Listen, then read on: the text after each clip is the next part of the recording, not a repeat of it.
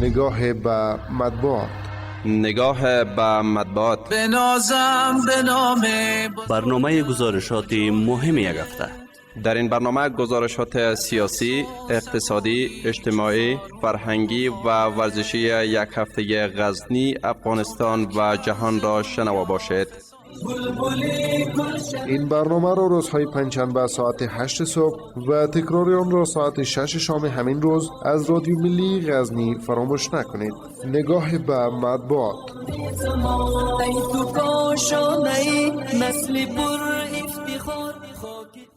به نام و یاد خداوند بخشاینده و مهربان، عرض سلام و وقت بخیر خدمت تمام شنونده ها و علاقمندان برنامه نگاه به مطبوعات. شنونده های عزیز، خوشحال هستم که باز هم حسیب العابد در خدمت شما از آن قرار دارم. می رویم نگاهی به رویدادهای یک هفته اخیر کشور و جهان می اندازیم. پس تا آخر برنامه ما را همراهی کنید. در نخست از ولایت غزنی شروع می کنیم. شنونده های عزیز، در هفته روان از برندگان مسابقه کتابخانه جنگ فکری در ولایت غزنی تقدیر شد. گزارش را همکارم ذکرالله رسولی در مورد تهیه دست که با هم میشنویم. این نشست به منظور تشویق آن عده از اشتراک کنندگان برگزار شده بود که چند قبل در مسابقه کتابخوانی تحت عنوان جنگ فکری شرکت کرده و نمرات بلند به دست آورده بودند. مسئولان ریاست اطلاعات و فرهنگ غزنی میگویند هدف از راه اندازی این برنامه تشویق جوانان به مطالعه و ایجاد آگاهی عامه درباره نوعی از جنگ است که افکار را مورد هدف قرار می‌دهد. زموږ د سیالۍ هدف له دغه فکري جګړې له سیالۍ هدف دا و ترڅو د ځوانانو ترمنځ د مطالعې فرهنګ ته وده ورکړو، د ځوانانو استعدادونه کشف کړو، همدارنګه د فکري اهدافو هغه څه دښمن په دغه برخه کې کار کوي هغې ته ځوانانو متوجه. د فکر اصلاح او د عقیدې اصلاح هغه دوه مهم عنصرونه دي چې د انسان نجات په ابدي لحاظ او په دنیوي لحاظ پکې نغښتي. د دغو د احیا او د دې لپاره چې څوک خدمات کوي، کار کوي، زحمت باسي، دا ټول سپېڅلي دي. جوانان میگویند چنین مسابقات برای آنان مفید تمام شده و از مسئولان میخواهند که برنامه‌های بیشتری را در این زمینه راه اندازی کنند. تشکری ویژه میکنم از اطلاعات و فرهنگ ولایت غزنی و بالخصوص از تمام امارات اسلامی که این نوع پروگرام ها و امتحان ها را برای جوانان برگزار میکنه که جوان ها فکرهایشان، افکارشان به این نوع امتحان ها آگاه شوند و بدانند که جنگ فکری یعنی چی. د فکری جنگ داسې یو جنگ ده چې د فکرونه خپل مقابله ته راغواړي او داسې یو جنگ ده چې کورونه نه ورانوي بلکې د انسانانو عقیدې او فرهنګ دغه شیان ورانوي. نو موږ په دې کتاب کې ډېر معلومات ترلاسه کړو او د ډېرو تغییراتو شاهدان هم انشاءالله په خپل ځان کې ووسو. مسئولان ریاست اطلاعات و فرهنگ این ولایت می‌افزایند که تلاش دارند آگاهی عامه را در رابطه با جنگ فکری میان جوانان گسترش دهند و این گونه برنامه‌های کتابخوانی را به ولسوالی‌ها نیز توصیه داده تا فرهنگ مطالعه زنده نگه داشته شود. و نیروهای حوزه چهارم امنیتی ولایت غزنی یک تن را به اتهام سرقت از ساحه حسن آباد مربوط به مرکز این ولایت بازداشت کردند. به گفته مسئولان امنیتی، این فرد هنگام سرقت یک دستگاه سولر شمسی، یک اراده بایسکل، یک بالون گاز و یک دانه بیتری از یک فرم بادرنگ به گونه بالفعل شناسایی و بازداشت گردید. متهم پس از بازداشت به منظور تکمیل تحقیقات و طی مراحل قانونی به مدیریت مبارزه با جرایم جنایی ولایت غزنی سپرده شده است. و همچنان 3000 جریب زمین بایر به سکتور خصوصی در ولسوالی اندر ولایت غزنی به اجاره داده شد. همکارم با جزئیات بیشتر این گزارش. این زمین به مساحت 3000 جریب در ساحه بند سرده ولسوالی اندر ولایت غزنی موقعیت دارد.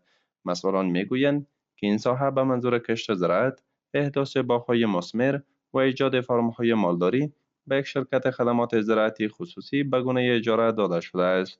آنان همچنان از دیگر تاجران و سرمایه‌گذاران می‌خواهند تا سرمایه‌هایشان را به کشور انتقال داده و در بخش‌های مختلف به ویژه زراعت و مالداری سرمایه‌گذاری کنند. په مجموع کې د هیواد ټولو تجارانو ورونو خصوصا څوک چې په غزنی ولایت کې غواړي د تجارت او د کرنې او مالداري په برخه کې سرمایه‌گذاري کوي.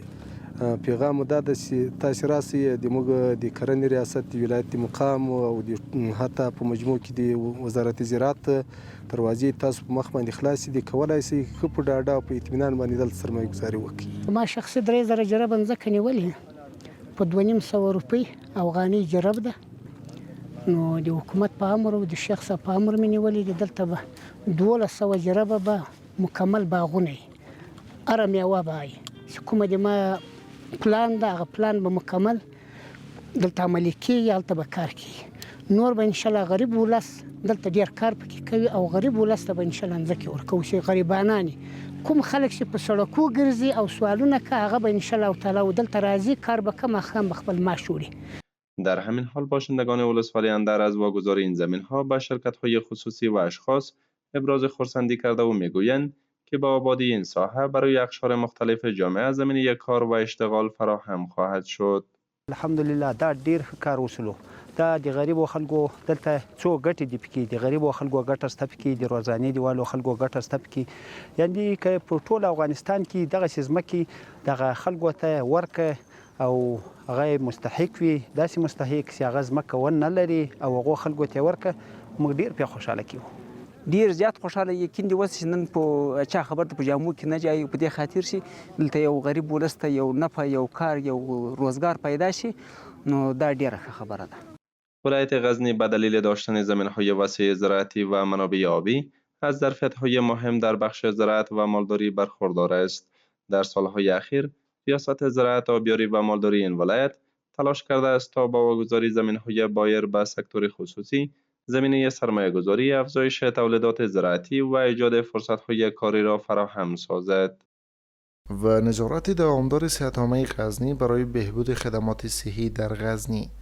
همکارم رسولی جزئیات می‌دهد. با وجود تاکید بر مراعات اصول نظافت، شماری از معاینه‌خانه‌های دندان به پاکی و بهداشت لازم توجه نکرده و این وضعیت باعث افزایش شکایت‌های مردمی شده است. مسئولان ریاست صحت‌عامه غزنی می‌گویند بررسی‌های آنان با هدف تأمین سلامت عامه و تطبیق معیارهای تعیین شده صحی انجام شده که در جریان این نظارت‌ها داشتن جواز فعالیت، وضعیت بهداشت محیط، ابزار و وسایل طبی، شیوه ضد عفونی و رعایت اصول مسلکی به گونه دقیق ارزیابی می‌گردد. آنان تاکید می‌کنند که در صورت مشاهده تخطی از معیارهای صحی بعد از معین کردن زمان مشخص، فعالیت معاینه‌خانه‌ها به گونه موقت یا دائمی متوقف خواهد شد. د نظارت و بازرسی امریت محترم کارکوونکي ښه ورته متوجه دي او دوامداره روزمره تا ډېری وختونه د شپې هم خصوصي سکتور څخه له معاینهخانو، له کلینیکونو، شفاخانو څخه نظارتونه کوي. په نتیجه کې هغه د هغوی نیمګړتیاوې ورته ښیي او سپارښتنې ورته کوي. انشاءالله الرحمن ډېری اشخاصو خصوصا ډاکټر صاحبانو چې په مسلکي برخه کې کار کوي هغوی تعهد هم کړی دی چې په راتلونکي کې به دا ستونزې مشکلات انشاءالله رفع کوي. از سوی دیگر برخی دکتران دندان در غزنی با تاکید بر رعایت اصول صحی و معیارهای مسلکی میگویند که همواره تلاش نمودند خدمات صحی را مطابق نرم‌های تعیین شده ارائه نمایند. بیشترین دکتر صاحبایی که هستند در ولایت غزنی از لحاظ مسلکی و از لحاظ معیارات بخش دندان انشالله فعالیت درست دارند و تا حدی که ما در جریان هستیم تقریبا 5-6 سالی که ما در بخش طبابت دندان کار میکنیم، از خود ما و همچنین دکتر صاحبی که ما بهشون در تماس هستیم، بیشترین طبقه‌ای که مردم به اونا مراجعه میکنن راضی بود. خواهش ما اینمی از به تمام دکتر صاحبای دندان ولایت غزنی که همین شرایط سیپسی و آنتی سیپسی را در نظر بگیرن و کلینیکای خود معیاری کنن تا بتوانند یک مصدر خدمت واقعی برای مردم رنج دیده ولایت غزنی شوند. در همین حال شماری از باشندگان غزنی از وضعیت صحی برخی معاینه‌خانه‌های دندان ابراز نگرانی نموده و میگویند آنان نه تنها که پول گزاف از مریضان میگیرند بلکه عدم رعایت نظافت آنان سلامت بیماران را با خطر مواجه میسازد. آنان از نهادهای مسئول میخواهند در راستای تأمین خدمات صحی معیاری اقدامات دوامدار و جدی‌تری روی دست گیرند. ما خپل غاښونه ایښي دي، هلته چې کوم سامان دی لري د غاښو لپاره صحیح ده. دې سامان باندې زه خبر وم ځکه چې زه خپله ورته ناست وم، د درو نفرو کار یې په وکړو، اخري څلورم نفر زه شوم، د ما د غاښو کار یې هم په وکړو صحیح ده. بیا کومې پنبه و شان چې وې دا دلته پر دغه ورته پرتې وې دغسې یې غورځولې صحیح ده. دا هم چټه لال و صحیح ده او بل ګراني یې تر کومه اندازې وه صحیح ده. دا یو پوک ما ته لګولی ده په 2500 افغانۍ. الله خواست از دولت همیه که اول که در حساب جواز باید کلی زیاد جواز داشته باشه، در مراعات سلسله ضروریه، باید وسایل خود با آب پاک ضد عفونی کنه، باید شوی داده شود که چون مریضی از این مریض در دیگه مریض انتقال نیافته. مسئولان ریاست صحت‌عامه غزنی می‌افزایند که روند نظارتشان به صورت منظم ادامه خواهد داشت و شهروندان نیز می‌خواهند در صورت مشاهده تخطی‌های صحی شکایت‌هایشان را از طریق مجاری رسمی با این اداره شریک سازند. و کمیسیون جمع‌آوری از تولید و عرضه اجناس تاریخ گذشته تقلبی و بی‌کیفیت تحت ریاست صنعت و تجارت ولایت غزنی به ادامه نظارت‌های خویش از ساحه سرک شفاخانه ملکی مرکز شهر غزنی بازدید به عمل آورد. این نظارت با حضور نمایندگان مستوفیت، قماندانی امنیه، ریاست نظارت از احکام و تعقیب فرامین، اقتصاد، شاروالی و زراعت انجام شد که در نتیجه آن حدود 20 قلم ادویه‌جات، مواد خوراکی و مواد شوینده تاریخ گذشته از دواخانه‌ها و خوراک فروشی‌ها جمع‌آوری و در دیپوی ریاست صنعت و تجارت ثبت گردید. همچنان مقدار قابل توجهی از ادویه‌جات طبی و مواد خوراکی تاریخ گذشته که از بازار ولسوالی ناوه ولایت غزنی جمع‌آوری شده بود حریق گردید. باشندگان ولسوالی اجرستان غزنی خواهان تقویت خدمات صحی در این ولسوالی اند. همکارم با شرح بیشتر. اینجا بازار ولسوالی اجرستان است که در حدود 200 کیلومتر در جنوب غرب شهر غزنی موقعیت دارد. باشندگان این ولسوالی میگویند که با حاکمیت امارت اسلامی پروژه های انکشافی زیادی در این ولسوالی تطبیق شده، اما خدمات صحی در این منطقه کافی نیست. موږ د اجرستان ولسوالي څخه د ولایت ډیره لرې ده او موږ ته د لار را جوړې شي، سړک را جوړې شي او موږ ته کلینیک شته، هغه ته رسیدګي نشته، د دوا ورستګي نشته، دوا نه رسیږي، مریضان ډیر په سختۍ باندې مولدې ولایت پر رسیږي، ډیر په سختۍ رسیږي. موږ ته باید ته شفاخانه جوړه شي، موږ دا غوښتنې دي. اوس دغه ځای نه لرو چې په یواز ورشي کې کینی هغه یخ ته خولې جنګ نیولې ټادر په پټ اغوستې یا هیڅ نشي کولای، هغه ته یخای نو تاسو داسې وکړئ چې موږ ته یو دغه کلینیک لغړ شي یا شفاخانه شي. آنان نیز میگویند روزهای هم فرا رسیده که مریضشان پیش از رسیدن به بستر شفاخانه در همین راه طولانی و پیچ و خم جان داده است. باید موږ ته کلینیک تل اجرستان ولسوالۍ کې جوړ شي، موږ مریض له دې ځای واچوي، غندي ته یې رسوي، هغه په ناور کې پور پرې کې بیرته راوړي. در همین حال مسئولان صحت ولایت غزنی مشکلات صحی مردم این ولسوالی را تا حد بجا دانسته و میگویند که در سال آینده یک شفاخانه عمومی در ولسوالی اجرستان نیز ساخته خواهد شد. اجرستان ولسوالۍ ته ان شاء الله الرحمن تم و امید دې ست وزارت لخوا چې کوم معلومات موږ ته راکړل شوي دي، را روان کال کې به ان شاء الله الرحمن هغه د جیچ د تعمیر کار تدارکات ته ځي او ان شاء الله الرحمن کار پرې باندې شروع کېږي. نو په توکل د الله سره د هغو یو معیاري تعمیر وي به وي او په هغه معیاري تعمیر کې به روغتیایي خدمات سرته رسېږي او ان شاء الله تر ډېره حده پورې به د خلکو روغتیایي ستونزې ورسره کمې او مشکلات به حل شي. به گفته مسئولان ریاست صحت عامه غزنی در حال حاضر در ولسوالی اجرستان 4 مرکز صحی و چندین دواخانه خصوصی فعالیت دارند که به مردم خدمات صحی ارائه می‌کنند، اما باشندگان این ولسوالی خواهان توجه بیشتر در بخش صحت میباشند. و ریاست هواشناسی وزارت ترانسپورت و هوانوردی از احتمال برفباری سنگین، بارندگی، رعد و برق و بادهای شدید در 20 ولایت کشور هشدار داده است. این احتمال امروز چهارشنبه در ولایت‌های هرات، بلخ، فاریاب، سریپول، بادغیس، فرا، غور، هلمند، کندهار، ارزگان، دایکندی، بامیان، زابل، غزنی، میدان وردک، لوگر، پروان، پنجشیر و بغلان به شمول سالنگ‌ها پیش بینی شده است. و نیز بهره برداری از 26 سایت جدید مخابراتی در ولسوالی‌های ولایت غزنی. همکارم رسولی با جزئیات بیشتر این گزارش. 26 سایت جدید شرکت مخابراتی سلام در شماره از ولسوالی‌های ولایت غزنی به بهره برداری سپرده شد. اقدامی که دسترسی شهروندان به خدمات مخابراتی و اینترنتی را بهبود بخشیده است. مسئولان وزارت مخابرات و تکنولوژی معلوماتی در این ولایت میگویند که در سطح کشور 560 سایت مخابراتی ساخته شده که از این میان 26 سایت آن در ولایت غزنی می باشد. در ټول هیواد لپاره بیا په مشخص ډول هغه سیمې چې له مخابراتي خدمتونو بې برخې وي د هغې لپاره تقریبا 580 مخابراتي سایټونه په نظر کې ونیول چې له دې ډلې 26 مخابراتي سایټونه غزني ولایت ته ځانګړي شوي. بیا د غزني ولایت هغه سیمې چې په مطلق ډول باندې محرومې وي او هلته مخابراتي خدمات موجود نه و، د دې لپاره دغه چاره پیل شوې. به گفته مسئولان وزارت مخابرات و تکنولوژی معلوماتی در تلاش است تا قیمت‌های مخابراتی را نیز کاهش دهد. و در سال 2025 اول جنوری وزارت مخابرات ریاست اترا قیمت‌های جدید از طریق یک کنفرانس مطبوعاتی به مردم ارائه نمود که با اساس از او یک سقف جدید دیگه تعیین شد و فعلا یک جی بی اینترنت در افغانستان با اساس سقفی که تعیین شده 95 افغانی است و همچنان در بخش مکالمات قیمت‌های آن نت قبلا پیش از سقف که در افغانستان تعیین نشده بود قیمت‌های آن نت بیشتر از 3 افغانی الی 3.5 افغانی بود که در سقف اول برشان قیمت تقریبا 1.85 افغانی تعیین شد و فعلا برشان 1.30 افغانی تعیین شده. در همین حال باشندگان محل از ساخت این سایت های ابراز خرسندی کرده و میگویند که پیش از این با مشکلات جدی در بخش مخابرات روبرو بودند اما اکنون این مشکلات تا حد زیادی حل شده است.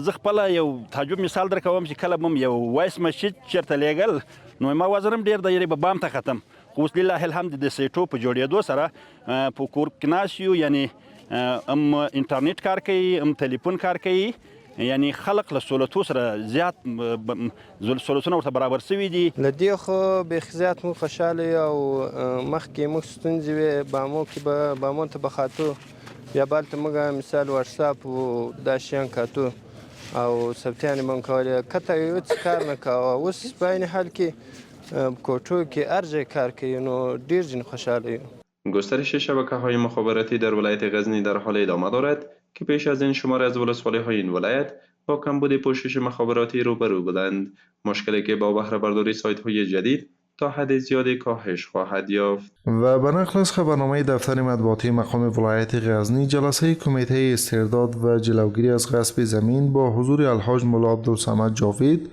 والی ولایت غزنی و تمامی اعضای این کمیته برگزار شد.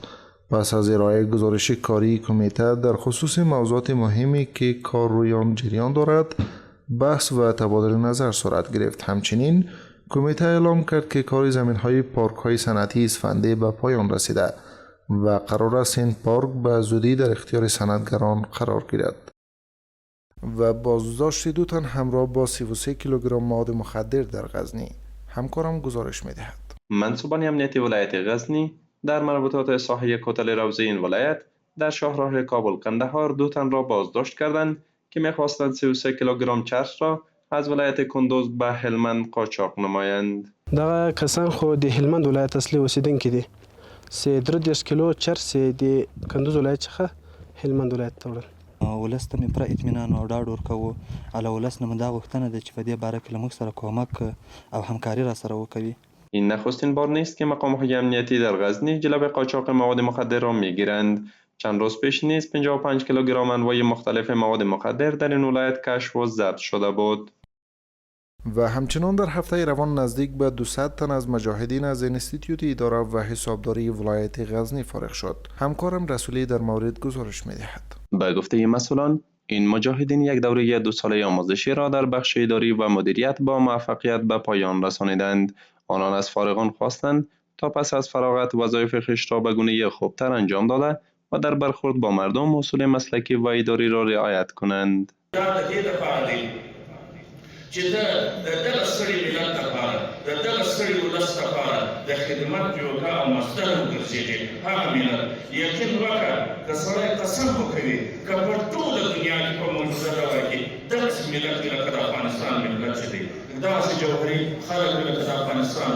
د تخنیکي او مسلکي زده کړو لخوا چې کومه برنامه مجاهدینو ته جوړه سوې وله د ادارې او مدیریت په بخش کې وله چې تقریبا نن له دغه مرکز څخه 200 تنه مجاهدین د اداری و مدیریت په زده کړو څخه فارغ شو.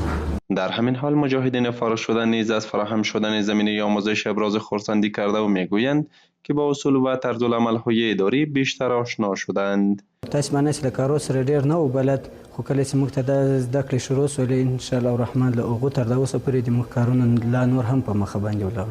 الحمدلله د دغو زده کړو په نتیجه کې مو ډیر څه ترلاسه کړو ډېرې مهمې دي ځکه چې دا اداري سیستم چې ده مدیریتي سیستم چې ده دا له قرآن اخیست شوی ده دا دیني زده کړې او عصري زده کړې دا لازم و ملزوم دي سره. مسئولان همچنان می‌افزایند که برنامه آموزش مجاهدین در سراسر کشور ادامه دارد و تاکنون برای 40,000 تن مجاهد زمینه آموزش‌های مسلکی فراهم شده است. و همچنان در هفته روان مسابقات فوتسال که با اشتراک 12 تیم از سوی اداره ورزش قماندانی امنیه ولایت غزنی راه اندازی شده بود، با قهرمانی تیم قماندانی امنیه این ولایت به پایان رسید. مسئولان ورزشی میگویند این رقابت‌ها 2 ماه پیش به هدف ترویج صحتمندی، تقویت روحیه ورزشی و نمایش توانایی‌ها و کامیابی‌های مجاهدین در عرصه‌های مختلف میان تیم‌های ادارات نظامی برگزار شده بود. همکارم رسولی با جزئیات بیشتر این گزارش. مسابقات فوتسال که با اشتراک 12 تیم از سوی اداره ورزش قماندانی امنیه ولایت غزنی راه اندازی شده بود، با قهرمانی تیم قماندانی امنیه این ولایت به پایان رسید. مسئولان ورزشی میگویند این رقابت‌ها 2 ماه پیش به هدف ترویج صحتمندی، ایجاد همبستگی و کامیابی‌های مجاهدین در عرصه‌های مختلف میان تیم‌های ادارات نظامی برگزار شده بود. دا ټورنمنټ دوه میاشتې مخکې په لاره اچولی و چې 12 لوبډلو موږ کړی و 12 لوبډلې چې 2 لوبډلې فاینل ته راوتلې وې. د زه ماموریت و یو د قومنداني ټیم و.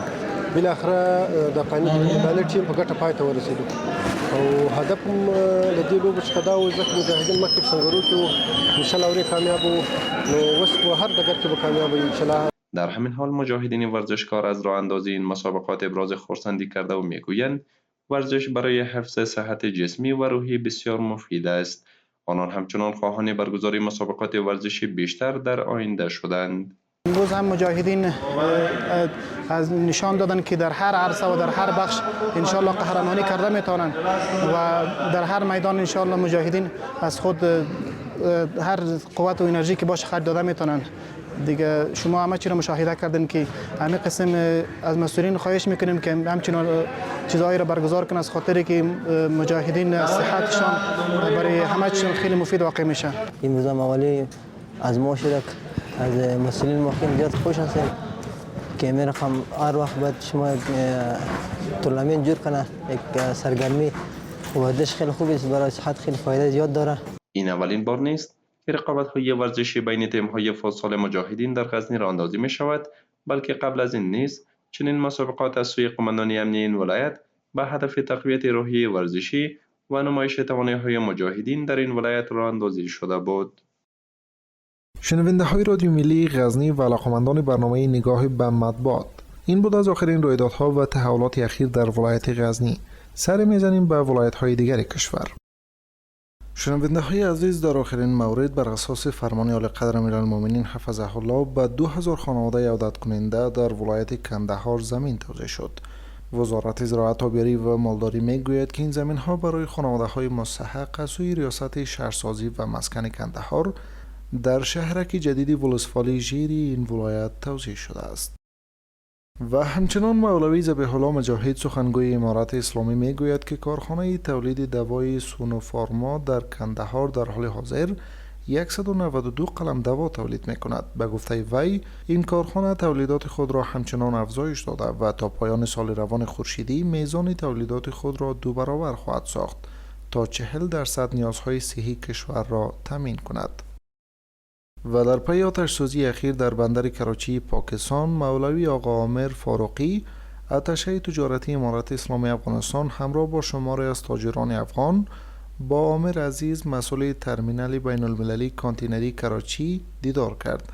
در این دیدار وضعیت آتش سوزی، میزان آسیب به کانتینرها و سرنوشت کالاهای ترانزیتی افغانستان بررسی شد. مسئول بندر کراچی اعلام کرد که بر اساس معلومات ابتدایی حدود 23 کانتینر ترانزیتی افغانستان و پاکستان متاثر شدند و تحقیقات در این زمینه ادامه دارد.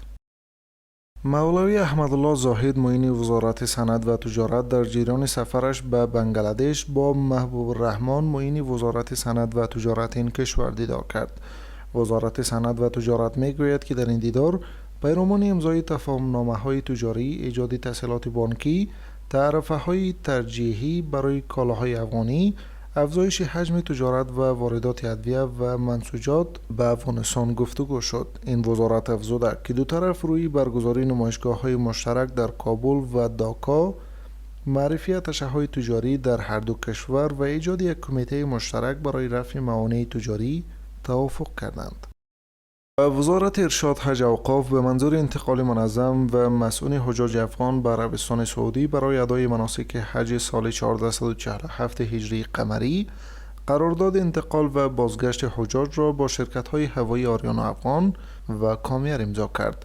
بر اساس این قرارداد حجاج از زون‌های پروازی کابل، مزار شریف، کندهار و هرات طبق جدول‌های زمانی مشخص به میدان‌های هوایی مدینه منوره و جده انتقال یافته و پس از ادای مناسک حج به گونه منظم به کشور بازگردانده می‌شوند.